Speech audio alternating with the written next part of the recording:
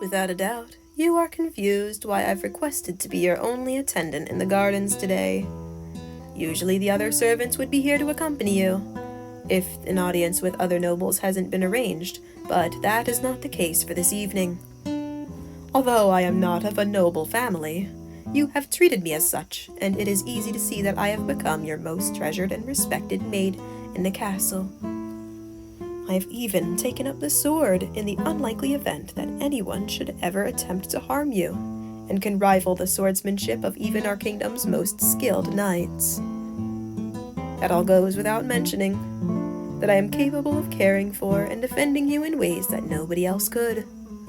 But most importantly, I am your closest companion within these tall castle walls.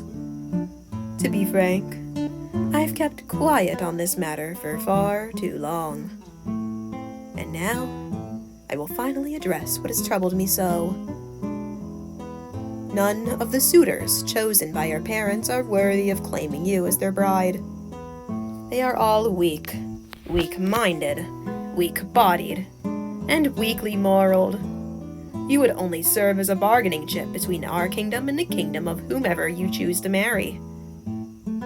And I am here to prevent that. Admittedly, I am going against your parents' intentions when I propose this, but it is for your benefit, not theirs. You are their fifth daughter, the ninth in a line of 12 brothers and sisters, with 3 more born after you. To put it bluntly, you were merely born to be used as an anchor for your family's political arrangements. From our talks, I can tell that you've noticed it as well. Not only are those suitors bland in character, but they wouldn't know handsome if it slapped them across the face. Not that I have, at least not yet. We must do away with it all, the gilded glamour of your royal life. Your uninvolved family, and those ridiculously gaudy men they tried setting you up with. I already have the perfect place for us to start our new life, and I am capable of providing for the both of us. With your more advanced reading level and academic knowledge, we could live a commoner life with ease, and you would not have to work a day in your life. Please, forgive my language from here on out. I am simply concerned more with getting my message across than thinking of the proper tone of voice or language to use when speaking. Once again, I apologize, but I cannot fathom another way of saying this without my full emotions getting put across. Your parents don't give a damn about who you'd get hitched to. They gave you a pile of mud and expected you to find a garnet. That ain't gonna happen, princess. I won't let it. What do you think about disappearing? They never really saw you in the first place. They won't even see to finding you when you're gone. I've thought long and hard about this. About you. Such a precious, genuine gal deserves better. I'm no man, but I can if you want me to be. I'll be a better man than any of the rest of them. Better than any of the real ones. We'll get going at moonset. How's it sound? Your face looks stuck. What's troubling you? Not sure what I'm implying. This really is quite hard to spit out with sugar and lemon, so I'll cut to the bone. I love you. Not as a friend or a sister. Droga, Moja, Kocham. I want to marry you. That's the root of it, but you don't have to agree to be mine. I just want to see you living a life that rewards you, not sits you on a throne in some cold castle as eye candy. I'll play man so we don't arouse suspicion, and you can finally let your skin tan in the sun and grow freckles. I'll worship each and every one of them. Am I being too hick with my talk? You're getting what I'm putting down, right? Those eyes, they tell a lot, you know. Your hand keeps pushing your hair behind your ear, and you can't quite look me in the eye. You find my regular voice charming. I always worked hard to convert it so I could get a good paying job. And look how that worked out. Spotkałem, mnie. Isn't it exotic to you, princess? Like some kind of forbidden fruit. Honestly, I don't get the appeal. I mean, it ain't even proper in the slightest. I sound ignorant. Enough said on my voice. I want to take you away from here. I want to give you a happy life where you can be happy. I want to show you what things can happen, what living's all about, and keep you forever as my wife. Forever as my wife. What a greedy thing to ask for, but I'll do whatever it takes to have you all to myself. It's been 2 years, princess. You've had all this time to pick a prince, but the prince you've enamored is a commoner and a woman. This princely lady won't back down for any king or country. True chivalry can only be found in a woman, and a handsome one at that. Księżniczko, doprowadzasz, mnie do szału. I would ask for your expressed approval on the decision. However, I'm afraid you've wasted too much time toying around with laughable men to make the right decisions for yourself. The only thing you have say in for all of this is whether or not you want to live our new life together as friends or as lovers. I've closed my eyes, and arms are wide open. All you gotta do is enter my embrace, and you'll be my one and only.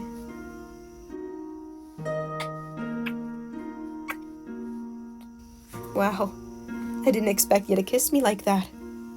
Soft in my arms and warm in my hands. I've waited so long for this, you'd never know how much it hurt to watch you make painful small talk with those foolish boys. No worries, princess. I'll polish up to be a handsome cross-dresser before you even know it. You'd think I was born a man.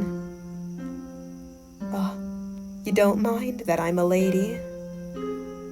You're making me blush, my love. Any more of this, and I'll have to rebuild my composure. What a sweetheart you are, ready to follow me to the ends of the earth. You know, if you didn't agree to this plan, picked one of the jacks your parents found for you, and married him, I'd have nothing more to do than take my sword given to me by blessed king and country and trip on it. I ain't kidding you one bit, love. You mean the world to me, and a world without you ain't worth living in.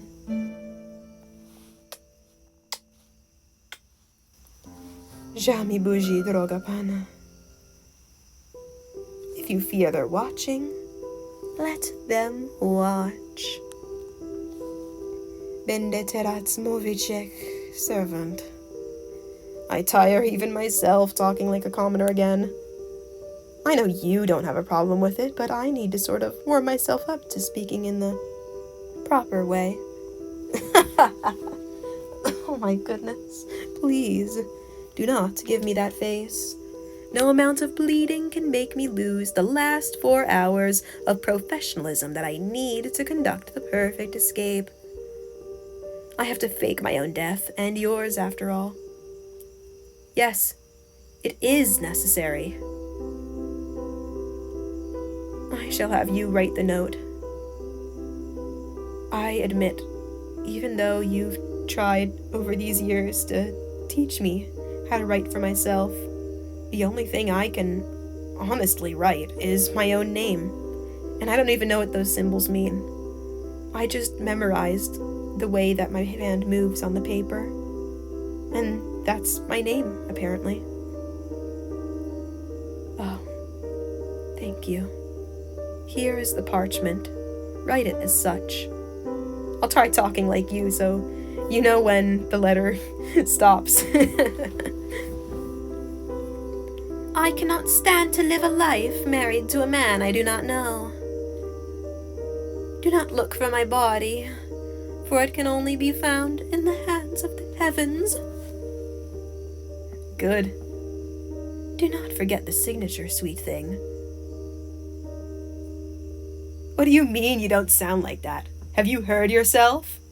Oh my God. You're even more bratty than I remember. And I see you every day. You can't use that excuse now. Give it a few and you won't be a princess anymore. We'll be equals. So I'll have all the right to tease you like you've been teasing me for so long. You have to write mine with your other hand, though it might be a tad difficult to write the words. Here's a scrap of fabric, ripped from my handkerchief to evoke a sense of urgency, like it was the last of my thoughts what writing paper, or in this case fabric, I'd use to send my final message. Moja, Księżniczko, odeszła, a ja podję za nią. Perfect.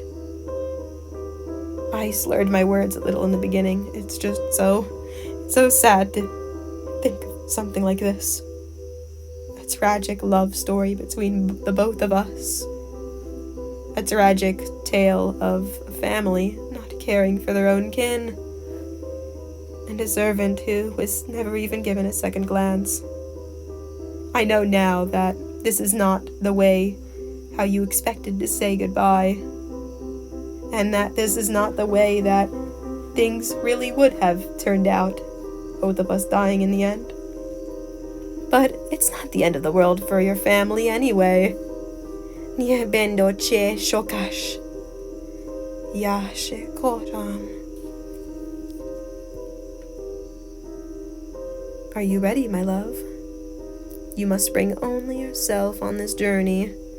Leave behind your jewels, that topaz ring passed down through your family that somehow made it on your hand, and even the necklace I gave for you on your debut into society. It has worn down its plated gold chain anyway, and I'm pretty sure everyone knows that that stone in the center isn't a stone and that it's made of glass. They mocked you so much for wearing it, but you didn't care. You didn't put a monetary value on a gift. You only cared about the person who gave it. And that's the woman I fell in love with. I think fondly on our memories, and if I were to die right here, right now, I'd be happy knowing that you feel the same. You hold me as if I will take in flight in the wind if you let go. Oh, it must have been what I said. Worry not, dear. We must part ways for a few hours before we can leave this castle for good. When moonset comes, meet me in the garden once more. Bring your comfortable shoes, and wear only your chemise and undergarments. Ah, it is not for my enjoyment, princess. I have a set of plain commoner clothes for you to put on when we meet. I won't even be in my uniform anymore. That's too obvious, you know. Nobody else will be awake in this castle to see you. And you should have the guards' patrol routes memorized after years of sneaking out to explore the gardens at night. Widziałem, wszystko, Droga, panna. If you need any help staying awake during our departure, and until it's time for us to meet, just think about how dashing I will look in men's clothing. Or perhaps what our new names shall be. Kocham ciebie, calem, serce. Kocham. 100 lat niech żyje nam. I mean it, with sincerity, like a prayer to the heavens. Niech żyje nam.